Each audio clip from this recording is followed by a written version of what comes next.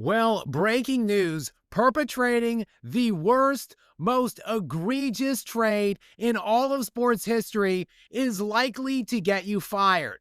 That's right, because Nico Harrison, the bum former general manager of the Dallas Mavericks, is reportedly out. Hit the bricks, pal, and beat it, because you are going out. That coming today, a decision by Patrick Dumas, who is, I guess, the co-owner along with Miriam Adelson of the Dallas Mavericks. Dumas, who got booed off the court at one of the games a few nights ago, finally pulls the trigger and disposes of Nico Harrison. Hit the bricks, pal. Hit the bricks, pal, and beat it, because you are going out. Again, shocking news here that trading a transcendent, all-time great 25-year-old in Luka Doncic last February turned out to be a bad idea. Not just a 25-year-old all-time great player in Doncic, but one of the handfuls of all-time great players who had made 5 consecutive All-NBA first-team selections to that point of the trade. 5 straight first-team selections since his rookie season, a season where he was Rookie of the Year. Again, just a handful of the greatest of greats. He has the second highest playoff scoring average in league history, behind only Michael Jordan. Oh, and by the way, Luka looked like he had got stabbed in the back. It looked like he had lost a loved one in the press conference. When he got introduced to the LA media, Doncic, literally, it looked like he was crying behind the stage before he went on to the stage to answer questions, when he confirmed that unequivocally he had planned to play his entire career out in Dallas, that he had no designs to leave at any stage of his entire career.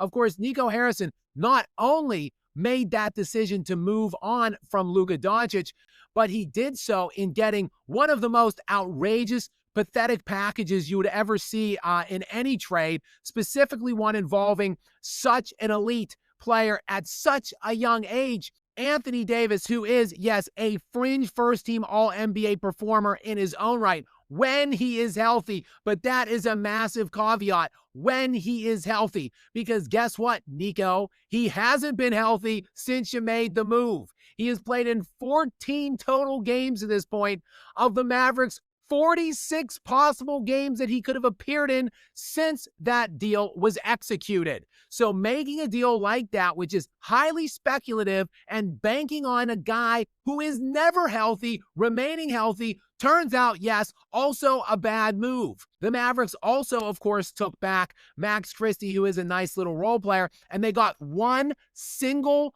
first-round pick. And by the way, that first-round pick wasn't even the first-round pick that ultimately turned into Cooper Flagg. So look, the fans were absolutely disgusted with this move from the very beginning. They have been screaming, chanting, begging, writing letters, doing anything, asking everyone, including Santa Claus, to fire Nico Harrison since this deal was made.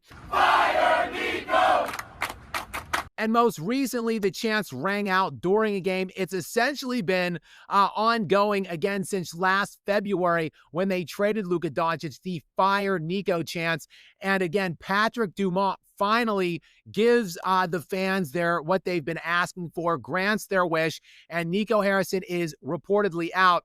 And I can't say that Nico himself didn't even call this. This here is Nico Harrison in the press conference following the Luka Doncic deal, the first time that Nico and head coach Jason Kidd met with the press. And the future to me is 3-4 years from now. The future 10 years from now, I don't know. I don't think they probably bury me and Jay by then, or we bury ourselves. Yes. And that press conference is still absolutely surreal to watch back. I still feel bad for Jason Kidd to this day when I watch the footage of that presser. It looks like he's just been tied up and held at gunpoint, or I don't know, maybe they kidnapped some member of his family or something like that. Seriously, J Kidd, blink twice if you're safe. But of course, he wasn't safe, and neither should anybody be in this entire organization in the aftermath of this heinous, reprehensible trade. And look, Miriam Adelson and Patrick Dumas had to be involved in this in some way, shape, or form. They had to give the blessing to move on from Luka Doncic. And probably, you would think, accept the package that Nico Harrison was bringing to them. So all of them share culpability in this, in my estimation.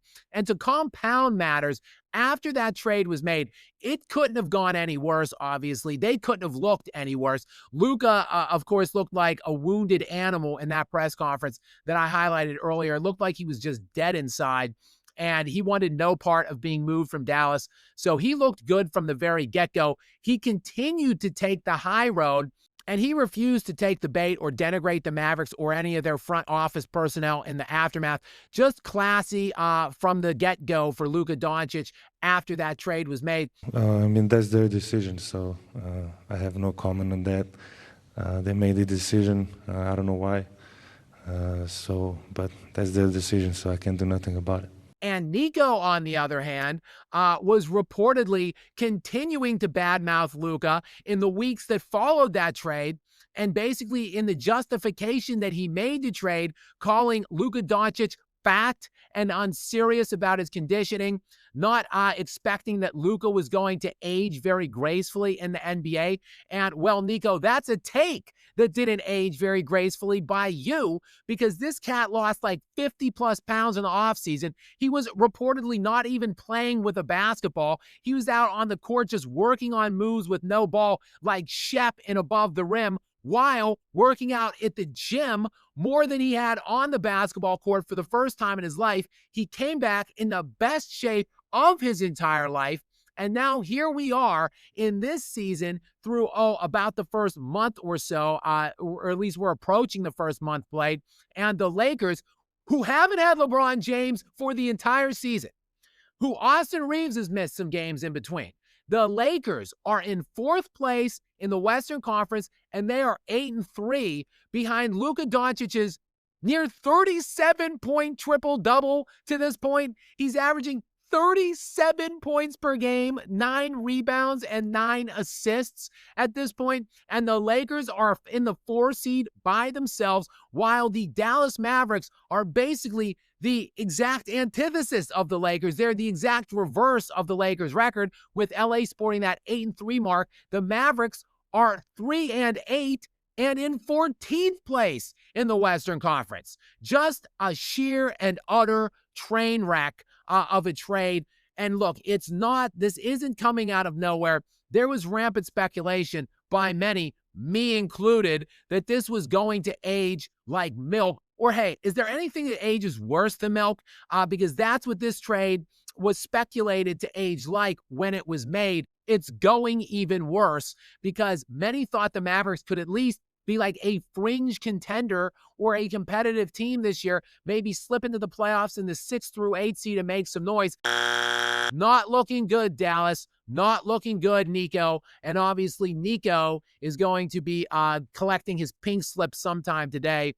Don't let the door hit you in the ass on the way out, Nico Harrison, because Luka Doncic just made you and this entire organization look like the absolute clown car that you all are. It's just ultimately too bad there can't be any consequences for the ownership group. Mark Cuban was also in the aftermath of that trade, sobbing on various interviews about it and saying how it never would have happened had he still been the owner. Well, Mark, perhaps you shouldn't have sold out and you should have kept your stake in the team. So I don't want to hear your sad sob story either, Cubes. At this point, the next move for the organization should be to try to get rid of Anthony Davis in any way that they can. Obviously, that's not going to be an easy sell because this guy can barely get on the court. Oh, and by the way, speaking of fat, there are viral images floating around the interwebs as we speak of a not so flattering shot of AD.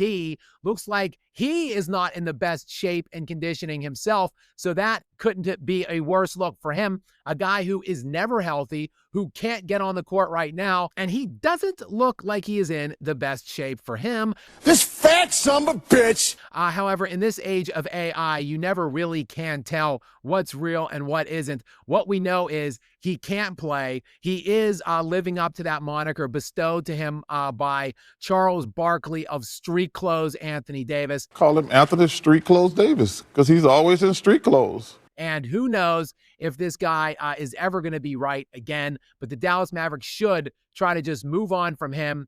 Honestly, just blow this thing up, turn it over to the young players, feature Cooper Flag, let them win about 30 total games, and go get another high draft pick moving on into the offseason, and hopefully find some general manager that can do somewhat more of an effective job than the loser that they just canned today. Oh, what a loser! But if it's up to the disgraceful ownership group that signed off on this, I wouldn't hold my breath, unfortunately, Dallas Mavericks fans. I would just start working on some new chants now of who you want to be fired next. But guys, many thanks for stopping in with me. As always, please do make sure, if you aren't, that you are subscribed to me and click those notifications on, guys, because I'm putting out a lot of videos right now. I'm going to start hopping on more live streams, I think, as the season goes on. So you want those notifications turned on to stay up to date with more from me. Until next time, guys.